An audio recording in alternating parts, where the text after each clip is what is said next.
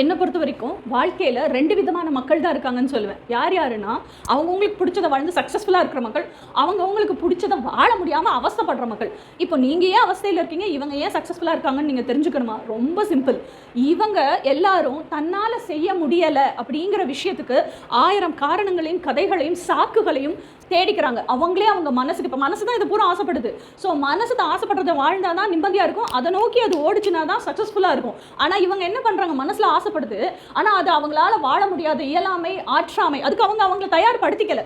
வாழ முடியாததுக்கு எதெல்லாம் கொண்டு வரலாமோ, சுற்றி இருக்கிற சூழ்நிலை, மனிதர்கள் எல்லாத்தையும் எப்படி குறை சொல்லலாமோ, எப்படி ப்ளேம் பண்ணலாமோ, இதெல்லாம் பண்ணிகிட்டே உட்காந்துருந்தாங்கன்னா இவங்க இப்படியே தான் உட்காந்துருப்பாங்க. சக்ஸஸ்ஃபுல்லாக ஆகவே முடியாது, அந்த நிம்மதியான லைஃப் ஸ்டைல் வாழவே முடியாது. ஆனால் இந்த சைடு இருக்க மக்கள் என்ன செய்கிறாங்க, ஏன் வாழ்க்கை என்னோட ரெஸ்பான்சிபிலிட்டி, என் கனவுகளை நான் வாழ்கிறதுக்கு என்ன நான் தயார்படுத்திக்கணும், அதுக்கு நான் என்னென்ன தேவையோ அதெல்லாம் நான் தான் கலெக்ட் பண்ணும். அதுக்கு மணி பேக்கப் எவ்வளோ வேணும், அதுக்கு டூல்ஸ் என்ன வேணும், எவ்வளோ நாலேஜ் வேணும், இதெல்லாம் தயார் பண்ணிக்கிட்டு தெரிஞ்சுக்கிட்டு என்ன நான் தயார் பண்ணிக்கிறதுக்கு நான் தான் ரெஸ்பான்சிபிள் அப்படின்னு அவங்க கனவுகளை நோக்கி ஓடுறாங்க பாருங்க. யாரையுமே பிளேம் பண்ணல.